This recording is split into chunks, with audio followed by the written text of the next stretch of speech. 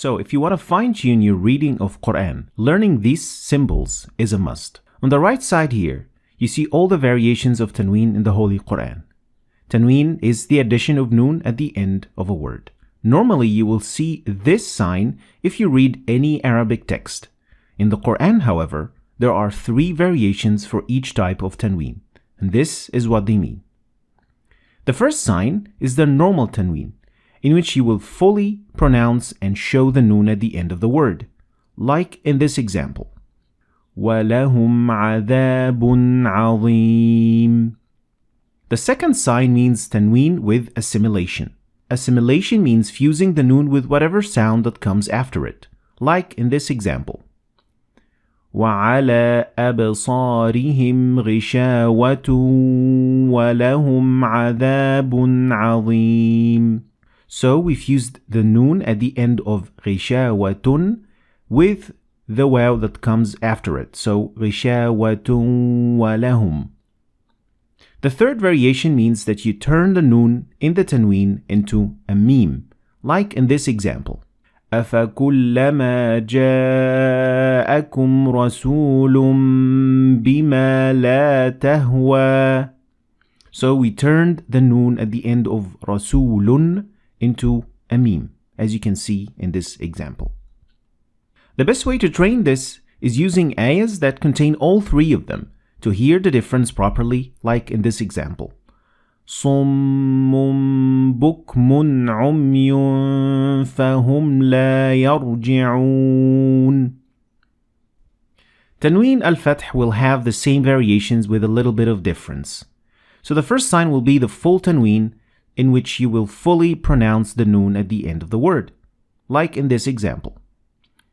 وَكُلَا مِنْهَا رَغَدًا حَيْثُ شِئْتُمَا. And this sign means the assimilation of noon with the coming sound, like this example. وَأُتُوا بِهِ مُتَشَابِهًا وَلَهُمْ فِيهَا. The last sign will be turning the noon at the end of the Tanween into a meme, like this example. وَلَنْ يَتَمَنَّوْهُ أَبَدًا بِمَا قَدَّمَتْ أَيْدِيهِمْ. Last is the Tanween of Kasr and its variations. And these are not so different from the previous 2. So this one is pronouncing the noon of the Tanween, like وَمَا اللَّهُ بِغَافِلٍ عَمَّا تَعْمَلُونَ. And this one for assimilation. لَن نَصْبِرَ عَلَى طَعَامٍ وَاحِدٍ فَادْعُ لَنَا رَبَّكَ. And the last sign is turning the noon at the end of the Tanween into a meme.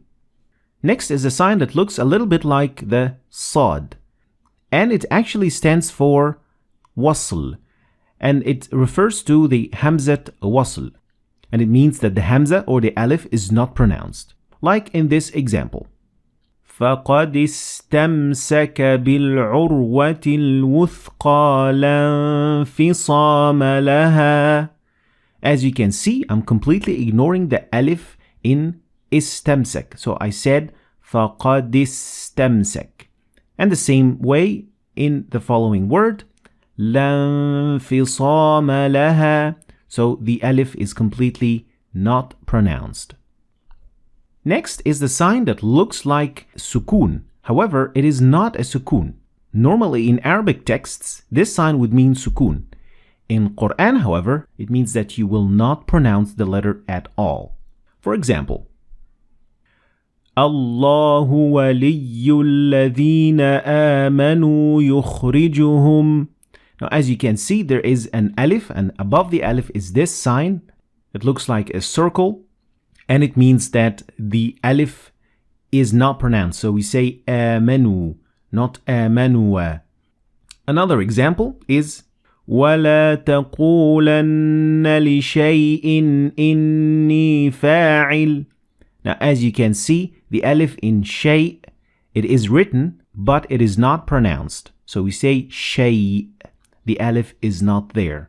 And if we read a little bit further, you'll see another example. وَلَبِثُوا فِي كَهْفِهِمْ 300 سِنِينَ. again in the word labithu and in mi'a. So we don't say mi'a, we say mi'a. So there is no alif there. Next is the sign that looks like a zero. And this is an interesting sign because when you see it above the alif, it means that you pronounce it. You pronounce the alif if you stop at this word. But if you continue, you will not pronounce it.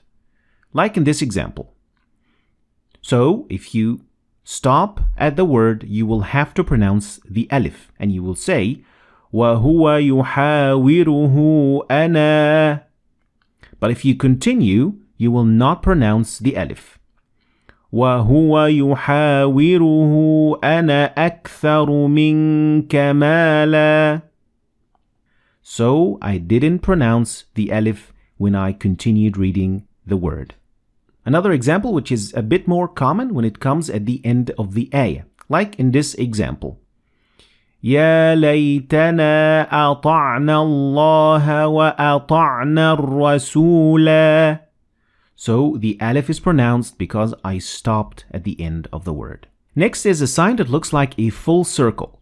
And this sign refers to an exceptional pronunciation for whatever it comes above or under. And in the first case, it comes above the alif to tell us that this alif is less heavily pronounced. So instead of saying a'jami, you're going to make it less heavily pronounced and you would say a'jami wa arabi. Next example, and when it comes under the ra, and in this case, you will do what we call imala, which is not fully pronouncing the alif, and it would sound like that. Bismillahi majreha wa mursaha. The last example is when it comes above the meme, replacing the noon. Here you have actually two choices. The first one is to fully pronounce the noon. So you'd say ما لك لا تأمننا على يوسف. Or you don't pronounce the first noon and you would instead put your lips in a position as if you pronounce the noon, and it would sound like this. ما لك لا تأمننا على يوسف.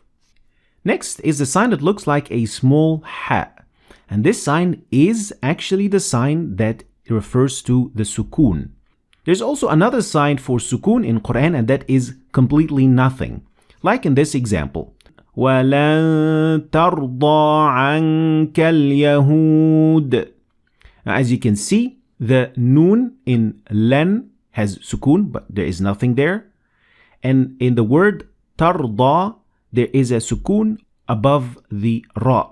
So this sign refers to the Sukoon. Next is this sign, and this means the addition of ya, like in Surah Quraysh. لِإِيلَافِ قُرَيْشٍ إِيلَافِهِمْ رِحْلَةَ الشِّتَاءِ. Now, as you can see, there is no ya in the word إِيلَافِهِمْ. But there is this sign which tells us that there is a ya that we should pronounce it. Exactly like the ya in the first ayah, لِإِيلَافِ.